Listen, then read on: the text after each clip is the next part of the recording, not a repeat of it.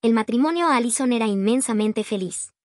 Desde hacía bastante tiempo todo les había salido tal y como lo iban planeando. Ahora, tras un viaje muy especial para ellos a Londres, Hudson y Bess regresaban a casa con sus dos hijos, Lorraine y Trevor. Nada podría presagiar que su suerte estaba a punto de cambiar. Se habían conocido en el año 1907 coincidiendo en un tren con la ruta Winnipeg-Montreal. Él se encontraba allí por un viaje de negocios, ella volvía a casa tras visitar a un primo. Pronto surgiría la chispa. Ambos hablaron durante el trayecto y allí mismo intercambiaron las direcciones para mantener el contacto. A los pocos meses Hudson Allison había decidido que Bess Daniels era la mujer con la que quería pasar el resto de su vida y los jóvenes se prometieron. A pesar de su dicha, los padres de Bess, Arville y Sarah Daniels, creían que Hudson no era el candidato adecuado para casarse con su hija. Posiblemente uno de los motivos de su reticencia se debiese a que la nacionalidad de él fuese canadiense y no estadounidense como la de ella. Aún así, el 9 de diciembre de 1908 Hudson y Bess se casaron en Milwaukee, Wisconsin, el lugar de nacimiento de ella. La boda se celebró curiosamente el día en que él cumplía 26 años. La radiante novia tenía 21. Es probable que el lugar escogido para la ceremonia fuese elegido con el propósito de contentar a los padres de Bess. Hudson y Bess Allison en una fotografía que, se cree, es de su boda. Tras unos meses afincados en Wisconsin, la pareja se trasladaría definitivamente a Montreal, Quebec, Canadá, donde Hudson había conseguido hacerse socio de la compañía de corretaje y agentes de bolsa de su tío George Frank y John McConnell. La empresa pasaría a llamarse Johnston, McConnell y Allison. Esta filiación sería un grandísimo éxito para el matrimonio Allison que conseguiría duplicar su fortuna. A los tres hombres se les consideraba auténticas celebridades en el mundo de las finanzas canadienses y serían conocidos como la mafia metodista de Montreal. A finales de 1908 Bess descubre que está embarazada y pletórica le comunica la noticia a su marido. Este acontecimiento, muy esperado por ambos, les cambiaría la vida. A principios de 1909, entusiasmados por el próximo nacimiento de su primer y anhelado hijo, Hudson y Bess comienzan las obras del que sería su hogar definitivo. La mansión estaría situada en el 464 de Roseland Avenue, en Westmount, Montreal y allí se mudarían a finales de 1911. Por fin, el 5 de junio de 1909 nace Helen Lorraine Allison, la primera hija del matrimonio. Sería conocida por todos como Lorraine. La pequeña colmaría la felicidad de sus padres y la atenderían con mimos y atenciones. Bess se dedicaría enteramente desde entonces a su cuidado. A finales de 1910 un nuevo embarazo sorprende a la familia que, entusiasmada, espera con impaciencia al nuevo miembro. El 7 de mayo de 1911 el ansiado varón llegaría. Hudson Trevor Allison, que sería llamado simplemente Trevor, fue recibido con la mayor de las alegrías. Para Hudson y Bess todo era absolutamente perfecto. El matrimonio se esforzaría desde el primer momento en implicar a los niños en sus creencias. Ambos eran fervientes devotos de la religión metodista y solían participar en charlas sobre la Biblia en la escuela dominical. Eran considerados por todos como una pareja amable, bondadosa y solidaria, valores que ellos apreciaban mucho y que intentaría inculcar a sus hijos. Para Bess, Lorraine y Trevor eran la razón de su existencia. Se dedicaba a ellos en cuerpo y alma, siendo una madre muy protectora y cariñosa con los dos. Se sentía muy orgullosa de su labor y era feliz ejerciendo sus tareas con los dos pequeños. Mientras tanto Hudson continuaba con sus negocios y debía viajar en varias ocasiones. Sin embargo, siempre procuraba que su familia lo acompañase. Detestaba dejar a Bess y los niños. Para él la familia estaba por encima de todo, aunque de vez en cuando hacía escapadas a su granja Allison Stock Farm que había adquirido con sus dos hermanos, William y George, tras la muerte de su padre. Le apasionaban los caballos, sobre todo los Clydesdale, y él mismo se encargaba de su crianza y adiestramiento, llegando a participar y ganar en varias competiciones equinas. También poseían varias vacas Holstein o frisonas, reses procedentes de Holanda que eran muy caras. Con el tiempo la Allison Stock Farm consiguió tener ejemplares por valor de más de 100.000 pesos y muy demandados por los entendidos. A pesar de que a Bess no le entusiasmaba nada este lugar, Hudson pasaría gran parte de su tiempo libre allí, aunque lo iría reduciendo tras el nacimiento de Trevor. Ya en 1912, Hudson consigue un prometedor acuerdo en Londres con la Compañía Británica de Madera y tiene que viajar de nuevo a Londres. Su última partida fue sin su esposa, ya que se encontraba en avanzado estado de gestación de su segundo hijo y por ello tan solo había estado el tiempo necesario en Gran Bretaña. Sin embargo, en esta ocasión podría hacerlo con la compañía de Bess y los dos niños, por lo que este viaje sería por negocios y también por placer. Les acompañaría el matrimonio M.C. Brides, amigos de los Allison. En Londres todos se alojan en el 125 de Abbey Road, donde normalmente los Allison pasan sus estancias en Inglaterra. Tras unas semanas allí, los MC-Brides deciden volver a casa en marzo. En un principio Hudson, Bess y los niños iban a acompañarlos, pero finalmente se quedaron en Londres para celebrar el bautizo de Trevor en un lugar muy especial para ellos. Este hecho cambiaría sus vidas para siempre, ya que supondría el retraso de su regreso a Canadá y les llevaría directamente al Titanic. El 29 de marzo de 1912 Trevor Allison es bautizado en la iglesia metodista de Epworth, donde su fundador John Wesley había predicado. Para el matrimonio fue un momento muy emotivo. Era muy importante para ellos que su hijo fuese entregado a Dios en este lugar en concreto y ambos se sintieron muy satisfechos con el acto. Pocos días antes de regresar a casa, toda la familia estuvo unos días en Escocia, donde comprarían varios muebles del gusto de Bess para adornar la nueva casa. También adquirieron varias reses y caballos del prestigioso criador William Montgomery para la granja Allison Stock Farm que serían enviados a Canadá al mes siguiente. La pequeña Lorraine eligió los ejemplares equinos junto a su padre. Hudson estaba encantado de inculcar a su hija su amor por los animales y disfrutaría mucho de este momento. Su vuelta a casa estaba muy próxima y los Allison decidieron contratar a 4 empleados antes de partir. Estos viajarían con ellos a Montreal y trabajarían en su recién estrenada casa. Posiblemente el hecho de coger aparte del servicio en Inglaterra se debiese, quizás, a la buena fama de sus modales y su carácter estricto, pulcro y puntual. El matrimonio valoraba mucho estas cualidades. Sarah Daniels sería la doncella de Bess, George Swain el chofer de Hudson, Mildred Brown la cocinera de la familia y Alice Cleaver la niñera de los 2 pequeños, que ayudaría a Bess en la crianza de los niños. En varias publicaciones se ha asegurado que Alice fue asignada demasiado rápido por falta de tiempo para elegir y que Bess no estaba del todo convencida de sus habilidades. Esto es posiblemente falso, un mito más que ha ido forjando el tiempo para dar veracidad y justificación al linchamiento público que la niñera sufriría más adelante. Aparte de que Alice tenía bastante experiencia como nanny, es bastante improbable que Bess Allison, completamente entregada a sus hijos, contratase finalmente a una persona que no le agradaba o que no le transmitiese la suficiente confianza como para dejar a sus más preciados tesoros a su cargo. No debemos olvidar el carácter de Bess para con sus niños, cariñoso y sobreprotector. Aún así, si esto sucedió o no simplemente no podemos saberlo, aunque sigo creyendo que solo se trata de un bulo. Varias fuentes confirman que la familia Allison y sus 4 empleados iban a viajar en otro barco para volver a casa. Sin embargo, como en muchas otras historias relacionadas con el Titanic, el destino fue más fuerte. Se enteraron de que varios de sus conocidos iban a estar a bordo del nuevo y recién estrenado buque de la White Star Line en su viaje inaugural, por lo que decidieron cambiar sus pasajes para poder coincidir con ellos. Estos conocidos serían, probablemente Thompson Beatty y Mark Fortune, canadienses y antiguos colegas de Hudson durante su estancia en Winnipeg. También el mayor Arthur Pugin, natural de Toronto, Kerry Molson y Charles Hayes, de Montreal y el gran amigo de su cuñado George Allison, John Jacob Astor.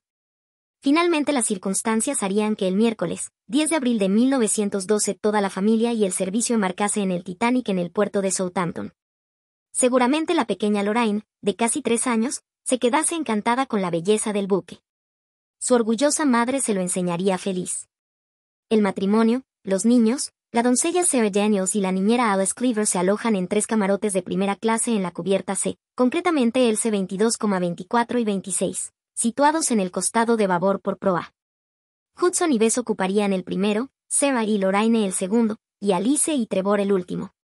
Es posible que los niños se quedasen juntos en el segundo, aunque no podemos saberlo. Por su parte George Swain, el chofer y Mildred Brown, la cocinera, estarían en segunda clase, ya que sus servicios no serían requeridos durante el viaje. Ambos estuvieron en la cubierta F, Mildred en el F-33 y George en un camarote muy cercano a este. Aunque se desconoce cuál es con exactitud, es posible que se tratase del F-41, colindando al F-33. El hecho de que parte del servicio se alojase en segunda clase fuese, posiblemente, otra de las claves de lo que sucedería la noche del hundimiento, pero vayamos paso a paso. La travesía en el Titanic era todo un lujo. Hudson y Bess disfrutarían de magníficas cenas en el comedor de primera clase y seguramente conversarían con varios de los pasajeros más ilustres del barco. Daisy Spedden, también pasajera de primera clase, nos revela en su testimonio que Bess y ella pasaron varios ratos charlando en el café Veranda, situado a ambos costados de estribor y babor por popa. Recordó haber contemplado a su hijo de 6 años Douglas jugar correteando por allí con la pequeña Lorraine, de la que su madre apenas se separaba.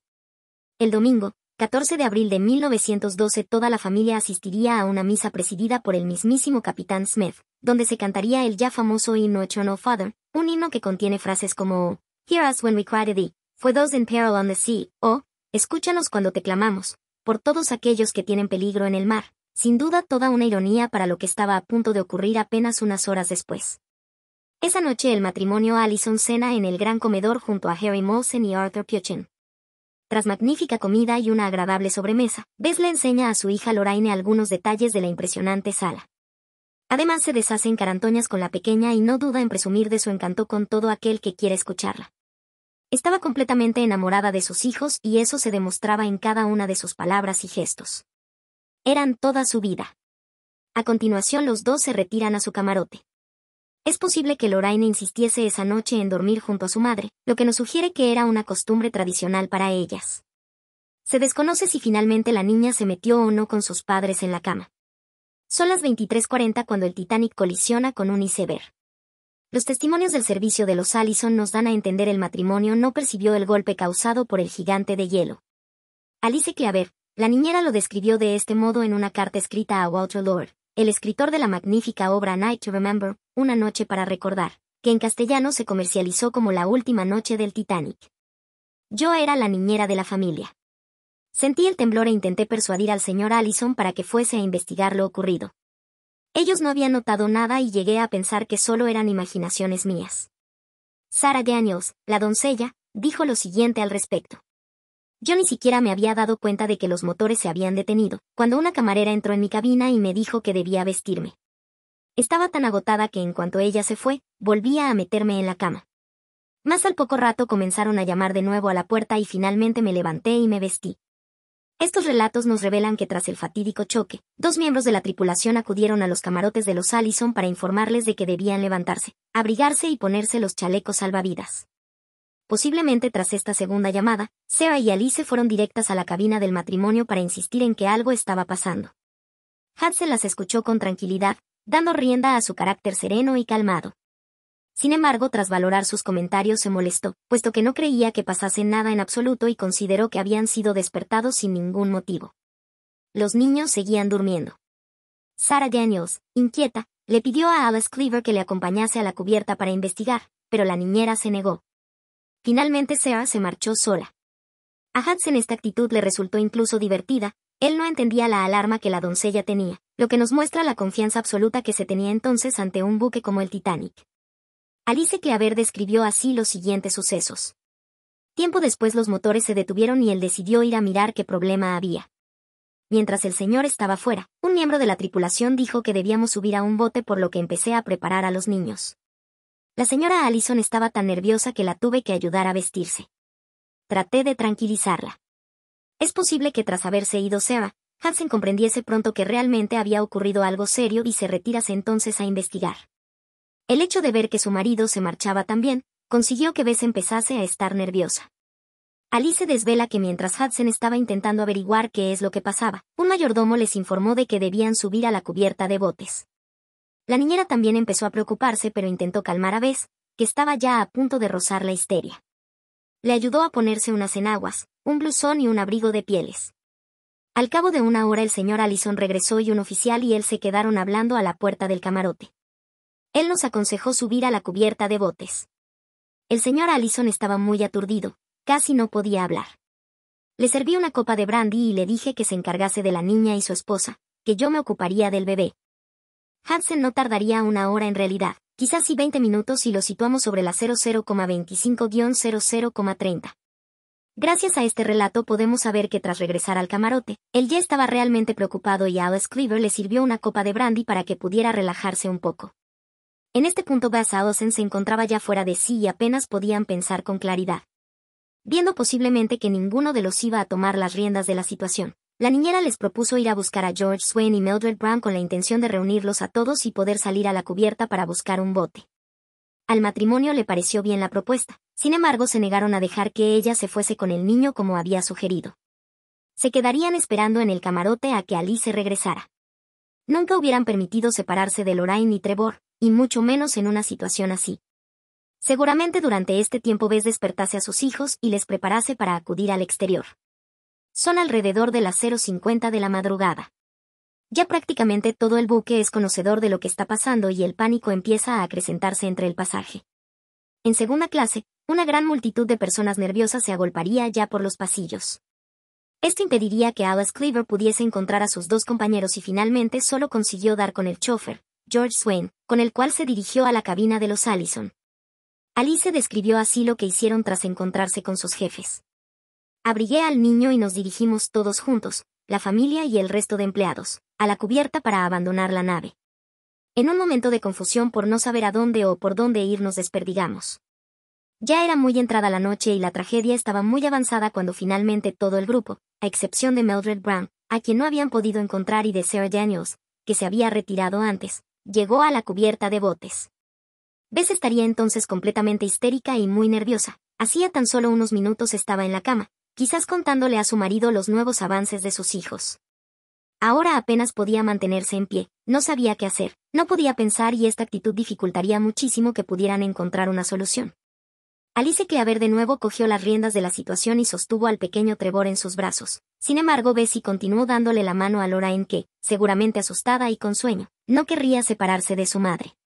Debido a la multitud, al nerviosismo y seguramente al caos reinante, el grupo se dispersó quedando por un lado Hudson, Bess y Lorraine, y por el otro George, Alice y Trevor. Cuando quisieron darse cuenta de esto ya era demasiado tarde. Varios testigos sitúan en este momento a Bess y Hudson esperando al bote 6, que se encontraba en babor más o menos sobre la 1:05 de la madrugada. Esto nos lleva a pensar que posiblemente fuese esta la zona donde perdieron de vista a los dos empleados y al bebé. Sarah Daniels, la doncella, declararía en el Chicago Daily Tribune del 20 de abril de 1912 lo siguiente al respecto. La señora Allison se negó a irse del barco sin su marido. Ella estaba a punto de embarcar en el bote 6, pero al negarle el paso a su esposo decidió quedarse con él. Este relato fue el que Sarah, que estaba en el salvavidas número 8, le dio a la hermana de Bess. Este bote salió unos 10 minutos antes que el 6 y estaba justo al lado, por lo que es posible que pudiese ver lo que cuenta. Casi con total certeza el motivo de Bess para no irse finalmente en el bote no sería solo el abandonar a su esposo, sino el hecho de no saber dónde estaba su bebé, que le sumiría en un nerviosismo total. Sarah también aseguró que los últimos recuerdos que tenía de Bess eran de verla besar y rodear a su esposo con el brazo mientras Lorraine se aferraba a su falda. Esta escena pudo darse realmente cuando el matrimonio se despedía antes de que ella y la niña fueran a embarcar al bote 6. La doncella continuó así su testimonio. Ella no paraba de repetir que la vida sin él no tendría sentido, lo abrazó con un brazo y se alejaron de allí. Lo último que vi de ella es que le dio un beso a su esposo. Su hija se agarraba a su falda mientras el agua se acercaba a ellos y el barco se iba a pique. Esto seguramente no sea cierto. En este momento Bess Allison se encontraba fuera de sí y se sabe, por otros testimonios que expondremos a continuación, que Hudson no se quedó a ver cómo el bote era bajado. Probablemente la doncella intentase calmar el dolor de Mabel y su familia y adulteró un poco la realidad pintándoles una escena romántica para apaciguarles. También cabe la posibilidad de que el periódico que publicó estas declaraciones, el Manitoba Free Press, sucumbiendo al amarillismo típico de la época, las adornase. Por el testimonio del pasajero de primera clase y conocido de los Allison, Arthur Puchin, se puede extraer que Bessie montó en el bote 6, donde él mismo estaba y que, como Sarah contó, la mujer se había bajado. Alguien le dijo a la señora Allison que Hudson estaba al otro lado del barco buscando un bote y ella y su pequeña se fueron corriendo hacia allí. Según creo, llegó al otro lado pero no encontró a su marido. Entonces nuestro bote salvavidas fue bajado. Como no encontraba a Hudson ni a su hijo, Bessie cogió de la mano a Lorraine y un oficial les informó de que había aún botes, pero cuando llegaron quedaban tan solo unos pocos, entre ellos un desplegable que se hundió con el barco. Lo que más recuerdo de aquello fue su angustiado rostro y la inocente cara de la pequeña. Fue horrible, estremecedor. Gracias a estas declaraciones deducimos que una vez montó a su esposa en el bote, Hudson se marchó, seguramente a continuar buscando a Trevor. Bess Allison, terriblemente angustiada, decidió salirse de él con su hija. Según Puchin, la mujer se dirigió con la niña hacia el costado de estribor casi con total probabilidad con la intención de encontrar a su hijo y ahora también a su marido. Por su parte, Edwina Trapp, una pasajera de segunda clase de 27 años, afirmó haber visto a Bess Allison muy nerviosa y gritando histérica que no encontraba a su bebé. También aseguró que Lorraine se encontraba a su lado y que miraba fascinada como las bengalas iluminaban la noche. Una escena de la película Titanic de James Cameron nos muestra cómo una niña contempla cómo las luces de las bengalas explotan en el cielo. Teniendo en cuenta que Edwina fue rescatada en el bote 16 que salió más o menos sobre la 1,15:20 de la madrugada, podemos concluir que esta escena se produjo una vez que Bess se salió del bote 6 con su hija y que pudo no haber ido a estribor como Peuchen aseguró, sino que recorrió el costado de babor, ya que allí es donde Trobot subió a sus salvavidas. Sin embargo, no se puede afirmar hacia dónde se dirigió realmente Bess. El nerviosismo y la histeria seguramente la hicieran dar vueltas sin control. Existen versiones que aseguran que Bess llevaba una fotografía de sus hijos y que iba enseñándosela a los pasajeros preguntando por su bebé mientras recorría nerviosa la cubierta. Se desconoce con rotundidad si esto realmente ocurrió o si solo fue fruto del mismo mito. Posiblemente sea así. Mientras tanto, Alice Cleaver, con Trevor en brazos, y George Swain intentaban sin resultados encontrar al matrimonio. Acabaron en la zona de estribor donde comprendieron que no iban a ser capaces de dar con los Allison. La propia niñera describió así este momento. Al llegar me vi prácticamente arrastrada al bote 11. Me enteré por un empleado, George Swain, que la señora Allison estaba completamente fuera de sí, sumida en la histeria y que su esposo no podía calmarla. Supongo que por ello perdieron la vida, ya que no había mucho espacio en los botes salvavidas y la gente se negaba a subir creyendo que el barco era más seguro. Son alrededor de la 1,35:40 de la madrugada y ya no quedan muchas mujeres y niños por la cubierta, por lo que es posible que algún miembro de la tripulación llevase a Alice y al pequeño Trevor casi a la fuerza.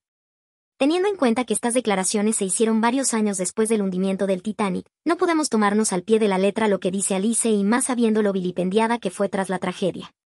Seguramente la intención de George Swain cuando le recordó el estado de la señora Allison fue ponerla a salvo. Él sabía que la histeria de Bess no era nada positiva en esa situación y que si la niñera continuaba esperándola solo conseguiría perder la oportunidad de subir a un bote y ponerse a salvo. Alice accedió finalmente a montar, mas no sin antes asegurarse de que avisarían a Bess Allison de su paradero. George le prometió entonces de que informaría al matrimonio. William Faulkner, un mayordomo de los camarotes, ayudó a Alice a subir y después le entregó al bebé. Tras ello él mismo subió en el bote. El hecho de que Faulkner subiese al salvavidas nos lleva a pensar que quizás George también pudo hacerlo, pero prefirió darle calma a la niñera con la promesa de buscar a los Allison. Seguramente el joven era más que consciente de que el buque estaba hundiéndose, pero, o bien por una confianza errónea de tener más oportunidades de salvamento, o bien porque sabía que si no le aseguraba a Alice que encontraría al matrimonio ella no subiría y por tanto no se salvaría, decidió valientemente cumplir su juramento. George Svane vio como el bote 11, uno de los más llenos, descendía por la zona de estribor. Mildred Brown, la otra empleada de los Allison que se alojaba en segunda clase, también iba en él junto con su compañera de camarote Elizabeth Nye, sin saberlo, se reencontró allí con Alice. Si George finalmente consiguió dar con el matrimonio Allison para comunicarles la partida de su bebé con la niñera es todo un misterio. Seguramente no lo consiguiera. A partir de este punto nada más se sabe de Hudson, Bess, Lorraine o George. Ya no existen testimonios donde se les nombre para poder formar una teoría verídica, por lo que los siguientes hechos solo pueden ser puras hipótesis de lo que pudo ocurrir. Tenemos varias opciones. La primera es que Bess y Lorraine consiguiesen encontrar a Hudson y los tres juntos afrontaran los últimos momentos antes de que el buque se hundiese, sin rendirse en su empeño de dar con Trevor. La segunda nos da la posibilidad, seguramente bastante improbable, de que George encontrase al matrimonio y les dijese dónde se encontraba su hijo. La tercera opción, seguramente la más realista y dura, nos lleva a que probablemente Bess no pudo volver a reunirse con su marido y se vio sola, completamente histérica y con una niña de 2 años asustada a su lado. Teniendo en cuenta su personalidad, seguramente en estos últimos instantes, Bess consiguiese encontrar la calma al darse cuenta de que la vida de su hija estaba en sus manos. Poniendo como verídico el testimonio de Peuchen y contando con que ella se fuese al otro lado del buque, es posible que se quedase esperando a que el plegable fuese lanzado. Pero dicho bote nunca llegó a arriarse correctamente y sobre las 2:10 simplemente quedó flotando semi-inundado en el mar cuando varios hombres consiguieron desatarlo. Quizás Bess y Lorraine consiguieran asirse a él con dificultad, pero con la niña no era fácil mantenerse allí. Ya el caos era reinante y según varios testimonios, como el de Carl Olaf Jansen, pasajero de tercera clase, en dicho plegable existió una lucha por la supervivencia que seguramente Bess no pudo ganar. Además debemos tener en cuenta que posiblemente el hundimiento causó un oleaje que movería el bote bruscamente, por lo que la dificultad era aún mayor. Situamos pues a la mujer y la niña ya en el agua, tras haber caído del plegable.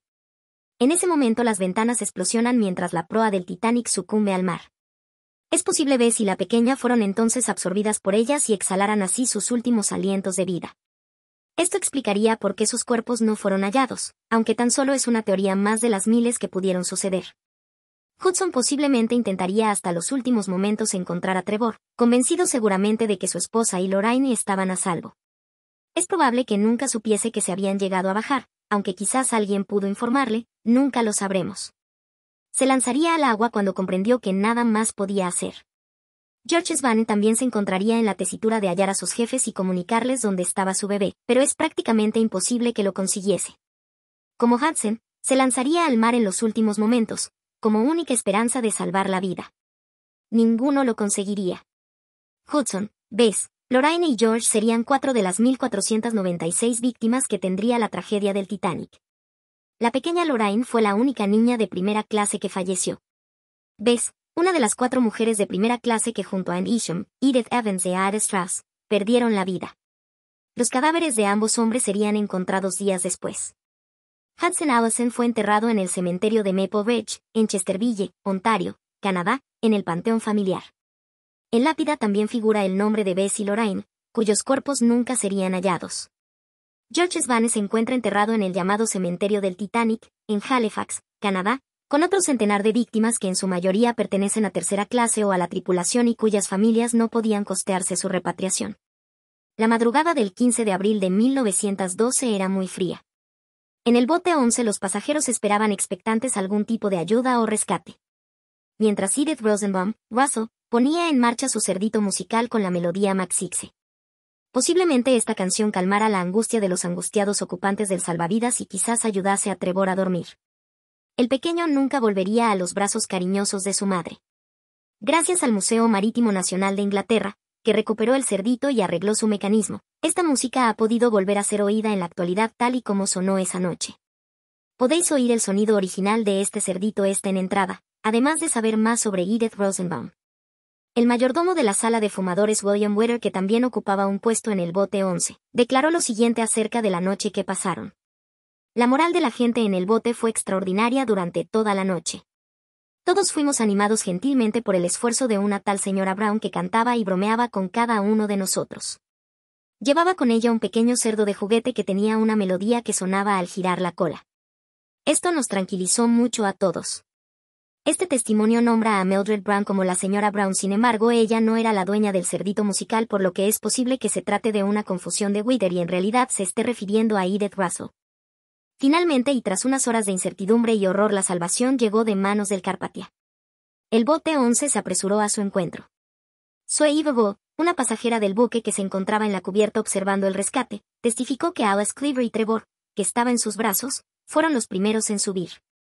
El bebé se encontraba arropado cuidadosamente en un abrigo. A bordo del Carpathia, Alice Cleaver y Mildred Brown volvieron a encontrarse con su compañera Sarah Daniels y las 3 asimilaron juntas el destino que había corrido el matrimonio Allison, su pequeña hija y el joven chofer, George Swain. Varios rumores afirman que la única persona a la que Alice Cleaver permitió que sostuviera al bebé fue el que le había ayudado a subir al bote 11, William Faulkner. Posiblemente esto no sea del todo verídico, pero sí se puede afirmar que la niñera no se separó de Trevor en ningún momento. Las noticias sobre el hundimiento eran confusas. Los periódicos publicaban artículos y en varios de ellos se hicieron eco de la historia de los Allison. Se contó que la niñera del matrimonio canadiense había subido al Carpathia entre sollozos con el único superviviente de la familia, el pequeño Trevor. Probablemente esto sea cierto. El 18 de abril de 1912, tras un horrible viaje a bordo del Carpathia, Trevor, Alice, Mildred y Sarah desembarcaron finalmente en Nueva York. Allí les esperaban varios de los familiares de los Allison que apenas podían creer lo sucedido. La niñera fue perseguida por las cámaras y los periodistas allí acreditados, pero ella salió al paso y dijo llamarse Jane, para burlarlos. Trevor, Alice, Mildred y Sarah pasaron la noche en un hotel de Manhattan junto con uno de los hermanos de Hudson, George, al que le contaron todo lo que había ocurrido. A la mañana siguiente todos partieron a Montreal en tren, un viaje que duró más de 12 largas horas. El periódico Manitoba Morning Free Press del 20 de abril de 1912 sacó a la luz la supuesta historia de una inmigrante que había rescatado consigo a una niña. La familia Allison mantuvo la esperanza por encontrar viva a Lorraine, pero la noticia resultó ser falsa. Nunca se identificó a la supuesta mujer ni a la niña. El 21 de abril de 1912 se celebró el funeral por el matrimonio Allison y su hija Lorraine. Se hizo en la iglesia metodista de Douglas, Montreal, donde Hudson y Bess habían sido fieles en vida. Durante meses la familia fue recordada con una tela negra y morada que cubría su banco habitual y sobre el que se colocaba un ramo de flores en su memoria. En la actualidad esta iglesia aún conserva una pequeña placa en su honor. Durante meses varios periódicos de la época como el Chicago Daily Tribune o el Milwaukee Journal se hicieron eco de la historia de esta familia y fue un tema recurrente el hecho de que Bess se hubiese quedado a morir con su esposo, lo que se dio por sentado. En la actualidad se cree que lo hizo por una mezcla de nerviosismo, negación de irse sin Hudson y sobre todo por desconocer dónde estaba su hijo, tal y como hemos expuesto a lo largo de este artículo. El pequeño Trevor Allison se fue a vivir con su tío paterno George y su esposa Lillian, a quienes se les asignó la custodia del pequeño. Fue tratado como a un hijo. La batita que llevó durante el naufragio fue conservada por sus tíos. Su niñera y salvadora, Alice, se quedó con algunas de las prendas que le puso esa noche y las guardó con cariño durante el resto de su vida. Alice Claver también se quedó durante un tiempo en casa del matrimonio, pero pronto volvió a Inglaterra, donde se casó y tuvo 2 hijas. En estos primeros momentos la niñera fue tratada como a una heroína. Diarios como el Montreal Daily Witness, el Milwaukee Journal o el Chicago Daily Tribune contaban su hazaña y publicaban fotos de ella junto con Trevor. El niño fue el centro de atención de todas las miradas. Sin embargo, a los pocos días salió a la luz un turbio escándalo que aseguraba que en el año 1909 había dado a luz a un hijo bastardo que posteriormente había asesinado a sangre fría. Se demostró que no había sido ella, sino una tal Mary Alice Cleaver que se encontraba en prisión. Sin embargo, su reputación nunca volvió a ser la misma. Incluso los grandes historiadores del Titanic, Dan Lynch y Ken Marshall publicaron en su prestigioso libro, El Titanic, una historia ilustrada la falsa historia de la niñera asesina y sus malas intenciones. Este error ha provocado que en la actualidad la figura de Alice Cleaver aún sigue estando en entredicho. Desde entonces la historia cuenta que la nani cogió al pequeño Trevor sin avisar y se subió al bote salvavidas de un modo reprochable. Muchos son los que la acusan de haber sido la causante principal de que Bess, Hudson y Lorraine murieran aquella noche. Sin embargo, tras el análisis que acabamos de hacer podemos determinar que no fue así. Un cúmulo de circunstancias llevaron a que el matrimonio y la niña finalmente murieran en el naufragio, pero ninguna de ellas tiene como principal protagonista a Alice Cleaver. La infancia de Trevor transcurrió tranquila y ajena a la desgracia de sus padres, dentro de sus posibilidades. Toda la familia procuró que fuese un niño feliz. Se crió junto a sus primos, Jesse Graham, nacido en 1903, Eric Franklin, nacido en 1908, Dorothy Enid, nacida en 1913 y Marjorie Ruth, nacida en 1915. Ellos fueron como hermanos para él. La familia de Trevor lo describía como a un niño muy alegre y bromista al que le encantaba reír y hacer travesuras. Le encantaba pasear por la playa y pasar el tiempo junto a su primo Eric, con quien solo se llevaba 3 años. La abuela paterna de Trevor, P.O.V., nunca aceptó la muerte de Hudson y pasó el resto de su vida obsesionada con que su hijo era William Faulkner, el mayordomo que había ayudado a subir a Alice con el bebé. La mujer murió el 12 de octubre de 1927. Trevor acudió a su funeral junto a su familia. En 1929, con 18 años de edad, Trevor viajó a Massachusetts para visitar a sus abuelos maternos, Arville y Sarah, como hacía muy frecuentemente. Una noche, tras cenar un sándwich de cerdo mal curado, el joven comenzó a encontrarse mal. Su abuelo insistió en llevarlo a un médico, pero Trevor era muy tosudo y se negó, asegurándole que se estaba bien. Probablemente al día siguiente el chico cogió un tren rumbo a Maine, donde se reencontraría con sus tíos George y Lillian, que estaban veraneando allí con sus hijos. A su llegada, el estado de Trevor empeoró de forma drástica e irremediable y lamentablemente el miércoles, 7 de agosto de 1929, con tan solo 18 años, el joven falleció. En la actualidad varias teorías apuntan a que Trevor Allison pudo ser asesinado por alguien cercano a la familia, con la intención de poder así cobrar la herencia millonaria que sus fallecidos padres le habían dejado. Es una hipótesis que, aunque algo inverosímil, no ha sido descartada. En mi opinión personal, la muerte del joven fue, simplemente, un terrible accidente. Los más interesados en que el chico muriese serían sus padres adoptivos y dueños de su custodia. Sin embargo, el envenenamiento se produjo en casa de sus abuelos maternos, por lo que no tendría mucho sentido. El periódico The Portland Press Herald publicó la triste noticia. La muerte de Trevor fue un durísimo golpe para toda la familia, que no podían creer lo sucedido. El cuerpo del joven fue trasladado a Chesterville, Ontario, donde fue enterrado junto a su padre en el cementerio de Maple Ridge. La causa oficial de su muerte es intoxicación por tomaina o tomaína.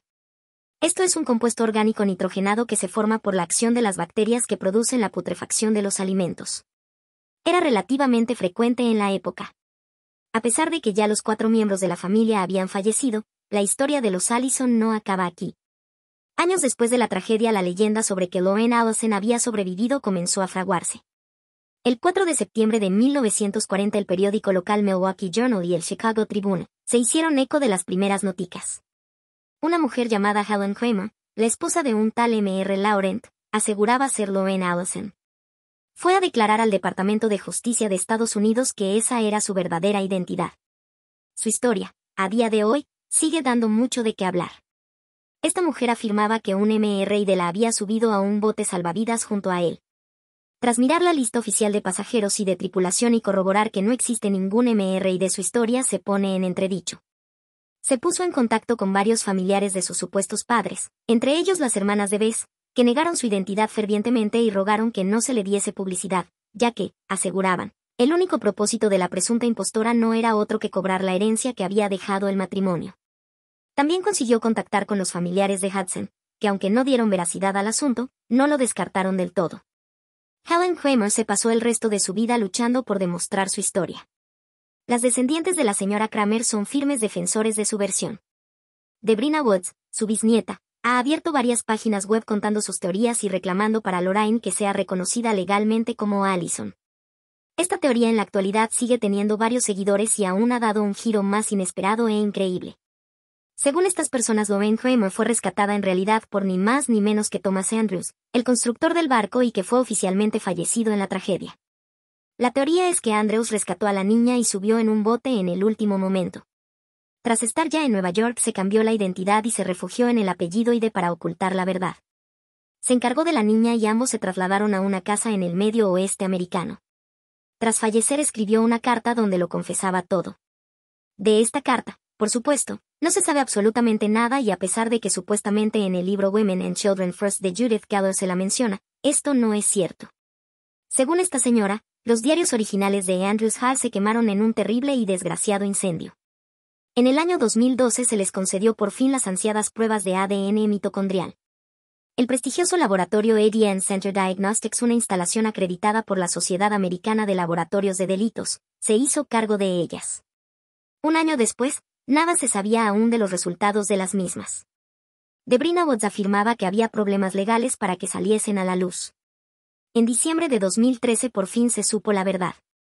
Las pruebas realizadas con el ADN mitocondrial de Kramer y un descendiente de los Allison no tenía absolutamente ninguna coincidencia genética con la familia Allison, demostrando tras años de indagaciones y absurdas historias, que Lorraine Kramer era una impostora. Podemos afirmar con total rotundidad que la pequeña Lorraine Allison murió en el Titanic, junto a sus padres. La familia Allison ha sido punto de discusión numerosas veces para los historiadores del Titanic y muchas obras y películas los mencionan.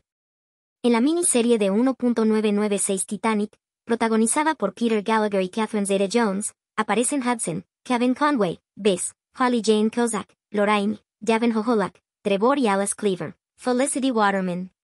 En ella Alice es una asesina que en un ataque de pánico se lleva al bebé provocando la muerte de sus padres y Lorraine. Esto, sumado al garrafal error cometido por Don Lynch y Ken Marshall en el libro El Titanic, una historia ilustrada, ya fue demasiado para la familia y finalmente una de sus hijas publicó un libro bajo el seudónimo de Dana Burnett llamado From the Workhouse to Prison, to The Titanic, del asilo a la prisión al Titanic. En él, defiende a ultranza a su madre y demuestra que hasta los más expertos en el tema se equivocaron con ella. Sin embargo, no lo hace de forma agradable y llega incluso a insultar a los que difamaron la imagen de su madre. En 2012 en la miniserie Titanic, la familia también es mencionada, aunque solo aparecen en ella Bess, Olivia Darnley, los niños y Alice, Isabella Urbanovis. ¿Qué es lo que pasó en realidad para que solo sobreviviese el pequeño Trevor y la niñera? ¿Qué hay de cierto en las declaraciones de Alice? Mintió para limpiar su imagen, dijo toda la verdad. Todo lo aquí expuesto son teorías basadas en los datos reales y los testimonios de los supervivientes relacionados con el enigma de los Allison, argumentadas y documentadas. Son conjeturas objetivas que intentan en la medida de lo posible buscar la lógica a este asunto, pero sobre todo procuran acercarse a la verdad. Aún quedan muchas incógnitas y contradicciones sin resolver con respecto a esta familia y su historia, y desgraciadamente es muy probable que jamás podamos afirmar nada con rotundidad al respecto. Aquí están los datos, que cada persona saque sus propias conclusiones. Gracias por acompañarnos en este análisis de la vida de Hudson Allison. Si este video ha resonado contigo, te invitamos a darle me gusta, suscribirte y compartir. Si conoces otras historias relacionadas con el Titanic que te gustaría que exploráramos, no dudes en dejarnos un comentario.